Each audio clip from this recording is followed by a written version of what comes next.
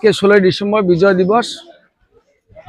তো বাংলাদেশ 54 বছর ইতিহাসে বিজয় দিবস যে পালন করতেছেন, প্রকৃত বিজয়, প্রকৃত যে স্বাধীনতা, প্রকৃত যে স্বাধীনতার স্বাদ তা এখনো বাঙালি জাতি পুরোপুরি আস্বাদন করতে পারে নাই।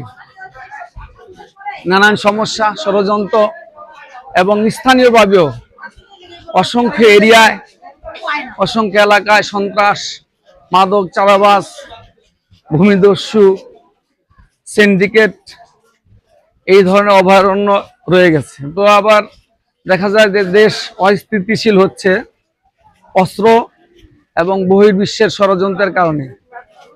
সমস্ত প্রতিকূলতাকে বিপর্যস্ত করে আমরা বাংলাদেশ জামায়াত ইসলামী, বিশেষ করে চনপাড়া থেকেই এই ধরনের অপশক্তিকে উৎখাত করতে চাই এবং ফেসবুক, ইউটিউব এবং অন্যান্য সামাজিক যোগাযোগ মাধ্যমকে যারা ব্যবহার করে বারবার হুমকি ধমকি এবং দেশের সার্বভৌমত্বকে রক্ষা করা যে বাহিনী, তাদের বিরুদ্ধে যারা অবস্থান নেয়, বিশেষ করে ফ্যাসিস্ট, তাদেরকে হুঁশিয়ার করে দিতে চাই তারা যেন দেশকে অস্থিতিশীল করে নতুন করে আবার দেশে কোনো ফ্যাসিজম কায়েম করা বা নব্য ফ্যাসিজম যারা কায়েম করতে চান তাদের প্রতি মেসেজ যে আমরা মাঠে আছি, মাঠে থাকব। রাজনীতি হচ্ছে মাথার খেলা, সুতরাং শরীরটা খেললে এই খেলা আপনি ফেল করবেন। এই জন্য আমি সারা বাংলাদেশের সমস্ত রাজনীতিবিদদেরকে বলতে চাই যে যদি আপনারা রাজনীতি করতে চান বাংলাদেশে, তাহলে মেধা, যোগ্যতা, বিচক্ষণতা, বুদ্ধি দিয়ে করতে হবে। কোনো হুজুকের রাজনীতি, ভায়োলেন্স এবং সন্ত্রাস দিয়ে এদেশে বাংলাদেশের রাজনীতি আর চলবে না। সুতরাং আমরা আশা করব কোনো মাদক বিক্রেতা, কোনো সন্ত্রাস, কোনো চাঁদাবাজ যে দলগুলিতে অবস্থান করবে তাদেরকে যদি দলগুলি বাদ বা বহিষ্কার না করে, তাদেরকে যদি দল থেকে সরায় না দেয়, জনগণকে বলবো সামনে নির্বাচন, এই নির্বাচনে আপনারা স্বতঃস্ফূর্তভাবে চাঁদাবাজ, সন্ত্রাস এবং মাদকের বিরুদ্ধে ভোট দিবেন।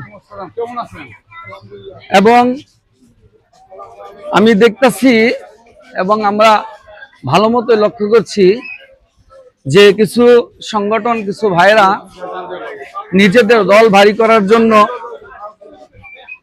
এবং নিজেদের প্রভাব প্রতিপত্তি বৃদ্ধি করার জন্য যত্রতত্র মিছিল মিটিংয়ে মানুষকে জোর করে ধরে ধরে সে মিছিলে তাদেরকে অংশগ্রহণ করায়।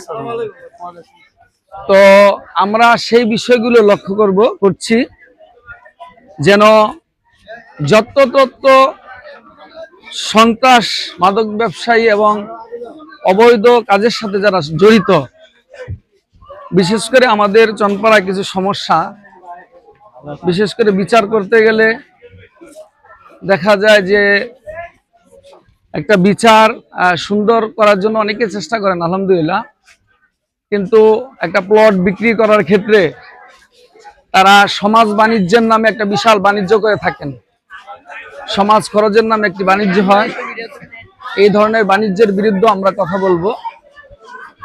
তো সর্বোপরি যারাই, আলহামদুলিল্লাহ, সর্বোপরি যারাই এই ধরনের সামাজিক অস্থিরতা, সমাজের ভিতরে বিশৃঙ্খলা এবং সমাজকে শোষণ করার যে নীতি তারা গ্রহণ করেছেন, এই নীতি যদি তারা বন্ধ না করেন তাইলে আমাদের এই কর্মসূচি অব্যাহত থাকবে, সাইলেন্ট কর্মসূচি।